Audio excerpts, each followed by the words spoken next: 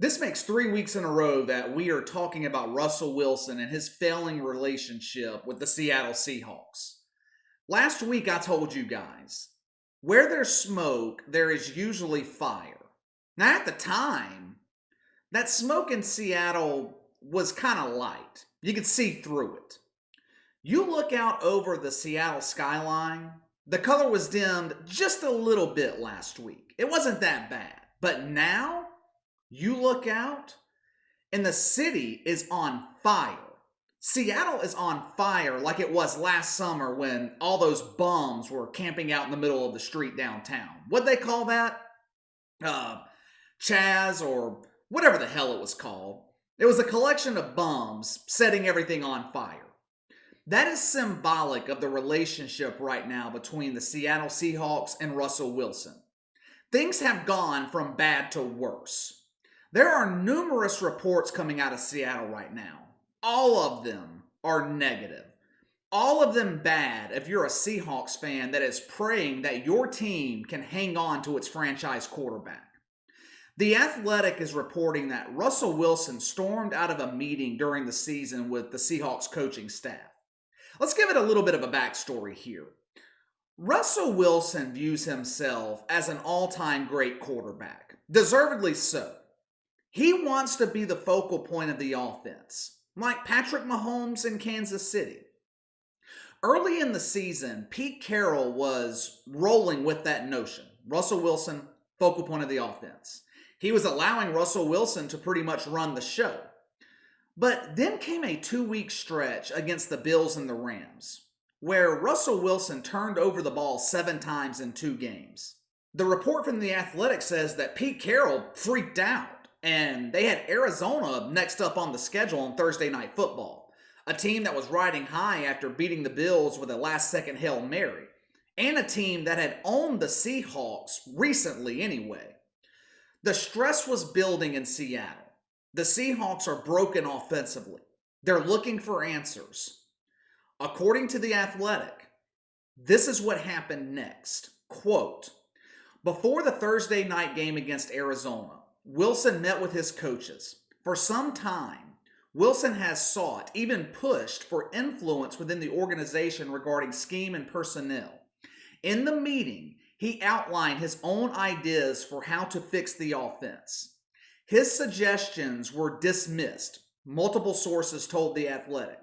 Another reminder to Wilson that the Seahawks did not see him the same way he saw himself, as a player who had earned greater control over his situation, his future, his legacy. He stormed out of the room, end quote. Now, I know this happened months ago, but this is a big deal. This is a big deal. For one, Russell Wilson is generally mild-mannered. If someone were to tell me an NFL cornerback stormed out of a meeting with the coaching staff, I would think Cam Newton, Aaron Rodgers. Russell Wilson would be one of the last guys I would think would do that.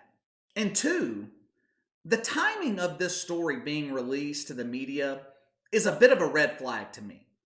I don't see Russell Wilson releasing this story, especially how it was framed to make him look bad. So who released it? If I had to guess, it was someone close to Pete Carroll in the Seahawks front office.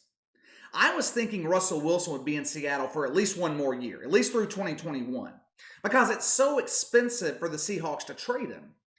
But I'm starting to think that we could be looking at a quick divorce here. We could see Russell Wilson traded this offseason.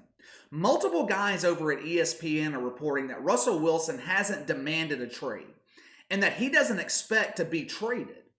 Now, could be true, but I don't think that Russell Wilson has much choice in this matter. It looks to me like the Seahawks are trying to push him out the door and are looking to facilitate a trade. I am actually convinced that this is happening. Check out this other quote from the Athletic report. Quote, he's finally catching heat. That is the main reason for all of this. People are talking and holding him accountable because he's one of the highest paid quarterbacks. He says he wants to be the greatest. So now people are holding him to that standard. It is a PR game. He's trying to protect himself, end quote. That is a damning statement. What I take from that and this is just my opinion, but it seems to me management in Seattle is blaming Russell Wilson for the problems offensively. I told you guys last week, it shocked me after their wild card loss to the Rams when Pete Carroll publicly called out his quarterback for holding on to the ball too long, taking unnecessary sacks. And now we're to a point where this relationship is crumbling before our eyes. Seems like every week now we are hearing negative stories coming out of Seattle. This isn't the type of stuff that happens when you're planning on keeping your franchise quarterback around. I'm wondering how much this has to do with Pete Carroll. And when I say that, has Pete Carroll reached a point where he thinks that he is so great, such a great coach, a genius, that he can actually win without Russell Wilson? We saw the same thing happen in New England with Bill Belichick and Tom Brady. There's no denying the fact that Russell Wilson changed Pete Carroll's career. He was widely viewed as a failure in the NFL, one of the many coaches who were dominant in college but couldn't cut it at the NFL level.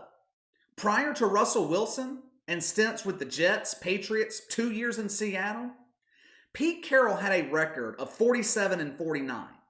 One 10-win season in 6 years. Now, enter Russell Wilson, 2012. Pete Carroll hasn't had a losing season since. 8 double-digit winning seasons in 9 years. Record of 98-45-1. 8 playoff appearances. 2 Super Bowl appearances. 1 championship. Like I said, Russell Wilson changed the NFL career of Pete Carroll. It's as simple as that. That is what a franchise quarterback can do for a head coach. But when relationships go sour, they tend to go sour quickly. These guys have massive egos. Now, perhaps Pete Carroll gets tired of his quarterback getting all the credit for their success, and he's reached a point where he thinks that he can win without him.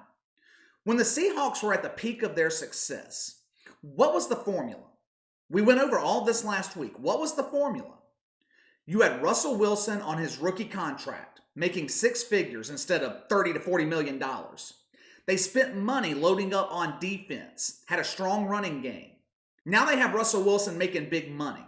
They're not experiencing the same level of success. He's chewing up a big chunk of their salary cap. It seems to me the front office in Seattle is placing the bulk of the blame for that on Russell Wilson, even though they agreed to pay him. I also believe there is a difference here in philosophy. Russell Wilson wants to run the offense his way. Deep passing, high-octane passing attack. Throughout his coaching career, Pete Carroll has always been a run-first head coach. Use the running game to open up the passing game. Now, I mentioned that report earlier from ESPN saying that Russell Wilson doesn't expect to be traded. Then in the same report, according to his agent, the only teams that he would consider in a trade are the Cowboys, the Saints, the Raiders, and the Bears. That tells me either Russell Wilson wants out or he thinks that the Seahawks want him gone. If there was no possibility of him being traded, both he and the franchise would dead this entire story with a quickness. Instead, this damn thing's been going on the entire offseason. Every week, a new story emerges about the tension in Seattle. You guys know I'm a diehard Saints fan. If I'm Mickey Loomis and Sean Payton, I am breaking the bank to get Russell Wilson. Do whatever it takes. Creative accounting, manipulate the salary cap. I don't give a damn if you have to sell the Superdome. You do whatever you have to do to get Russell Wilson in New Orleans. He would keep the Saints in contention for the next decade. I know Sean Payton's high on Jameis Winston. He's not Russell Wilson.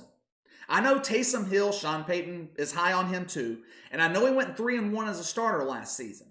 But I wasn't impressed with what I saw. The real Taysom Hill is who we saw in Philadelphia against the Eagles. Now, the Cowboys were on the list too, and I don't understand that for a minute if I'm Russell Wilson. They're the worst team of the 4 on the list.